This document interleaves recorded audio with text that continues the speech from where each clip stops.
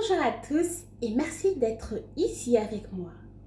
Un nouveau thème aujourd'hui car j'ai décidé désormais de mettre en lumière toutes ces thématiques qui reviennent assez souvent au cabinet. Oui, bien évidemment, dans le cadre d'une consultation. En vue de la quantité de demandes, je me rends compte que cette thématique a toute sa place ici. Oui, parce que trop nombreuses sont ces femmes dans cet état de souffrance, isolées, seules, sans aucune solution. D'accord? Aujourd'hui, la thématique va être orientée sur la sexualité et la confiance en soi. Pourquoi ce lien si étroit entre la confiance et la sexualité? J'y viens. Cette vidéo a clairement pour objectif de vous éclairer et bien évidemment, elle ne remplace en aucun cas une consultation avec un professionnel de la santé mentale. N'hésitez absolument pas à consulter si vous avez l'impression que c'est bien plus profond que ce que j'aborde ici. Et sincèrement, j'espère que de par sa légèreté et sa simplicité, vous allez pouvoir accéder à une définition nouvelle de la confiance sexuelle qui vient changer et améliorer ce regard que vous avez déjà en un premier temps sur vous, mais aussi sur votre sexualité.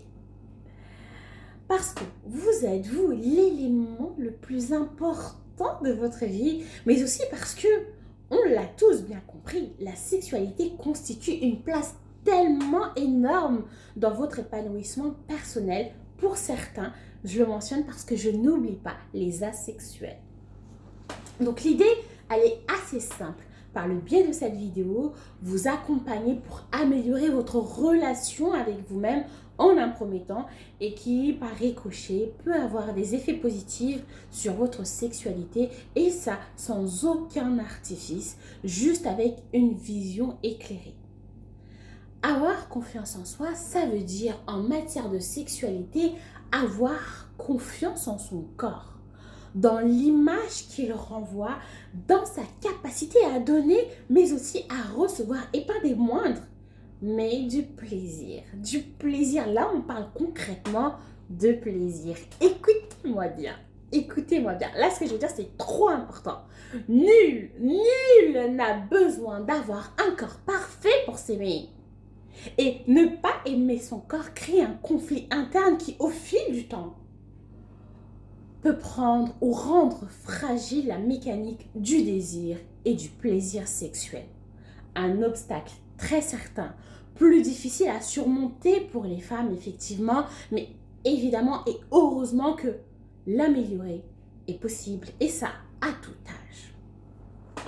Je parle ici d'une affaire de ressenti, de liberté intérieure et de regard positif posé sur soi-même.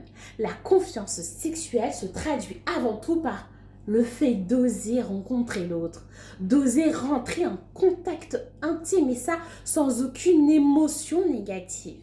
Parce qu'à ce moment-là, on est censé être concentré sur les émotions agréables et positives pour un moment de partage intense. Le corps enregistre effectivement toutes les expériences, qu'elles soient bonnes ou mauvaises. Il existe en chacun d'entre nous une mémoire corporelle. Plus notre corps enregistre des bonnes expériences, plus la confiance sexuelle est importante. Se sentir libre de ses désirs et de ses pulsions. Attends. En parlant de pulsions sexuelles, là, j'ai envie de vous alerter sur le fait que la majorité des pulsions n'est jamais consciente. Elle est soit inconsciente, soit refoulée, surtout par les femmes. Comment stimuler cette confiance au quotidien? Telle va être la question du jour et on va se concentrer dessus. Avant de commencer, j'aime que les choses soient claires et définies. On va revoir la définition concrète de la confiance en soi ensemble. Vous savez qu'elle se définit tout simplement par le jugement personnel que vous avez de vous, le regard que vous avez de votre capacité à être dans l'action, la définition que vous avez, vous, de vos ressources intérieures. On augmente la confiance en soi à partir des expériences qui permettent de maîtriser les actions qu'on lui demande, qu'on se demande à soi-même. Bouger.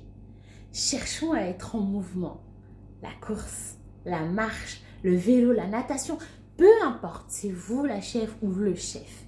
Il ne s'agit pas là de pratiquer des activités sportives pour atteindre des objectifs précis. Non, je ne suis pas coach physique, d'accord? Moi, je ne vous demande pas fermeté, minceur sur votre corps. Non. Là, je vous demande de prendre conscience du plaisir que cela procure d'être en mouvement, de bouger, d'occuper cet espace. Ouais, c'est pas donné à tout le monde. Développer un sentiment de gratitude. Hé, regarde, respirer profondément. Bouger, marcher, c'est aussi se sentir charnel. Et ouais, pleinement vivant, je suis en vie. J'occupe l'espace. Sans parler du bain euphorisant d'endorphines, les molécules du plaisir, les hormones du plaisir sexuel qui enveloppent notre corps après une séance d'exercice physique. Ne cherchez pas la performance. Si vous ne durez pas plus de 5 minutes, 10 minutes, on s'en fiche. Ne vous mettez pas dans tous vos états. Vous ferez peut-être mieux dans 5 minutes ou demain ou plus tard, peu importe. Et si cela se reproduit depuis quelque temps, consultez évidemment un spécialiste.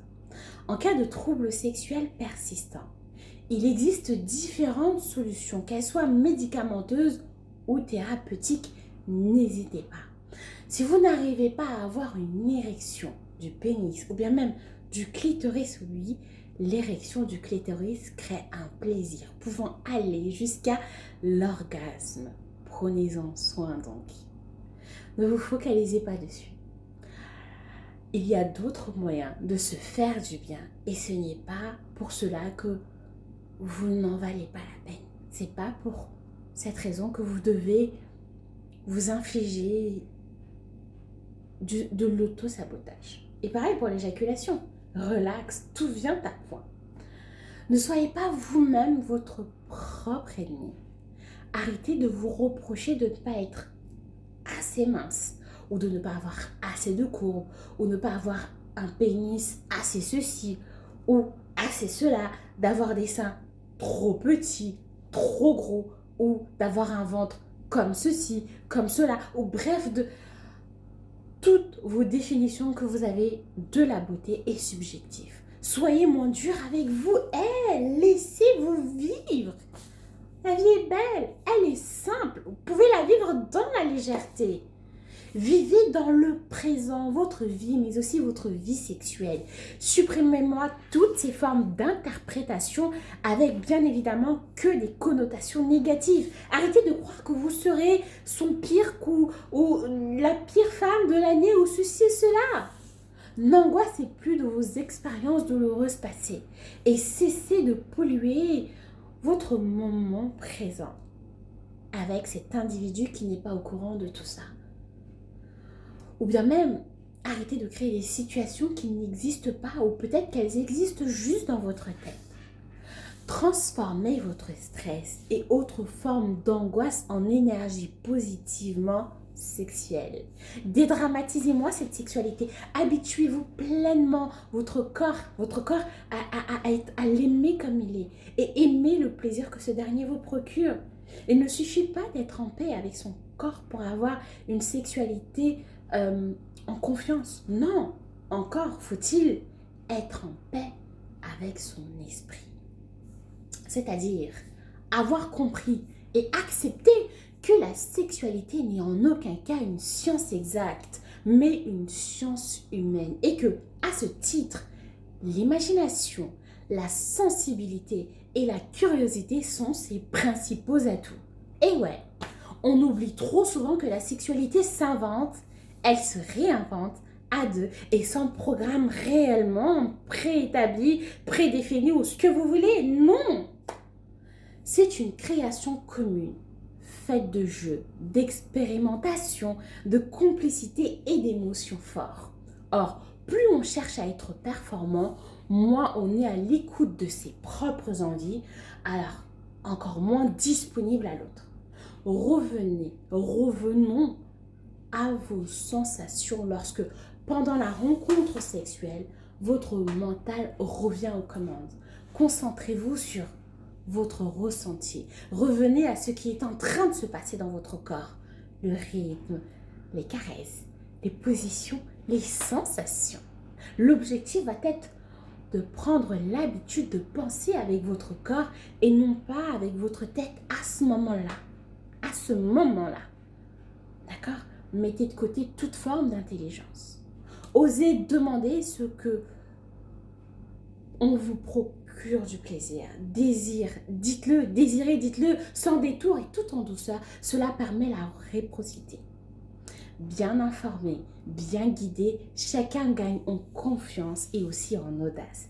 L'objectif va être de sortir de l'anxiété qui génère l'interrogation, bien même des complexes.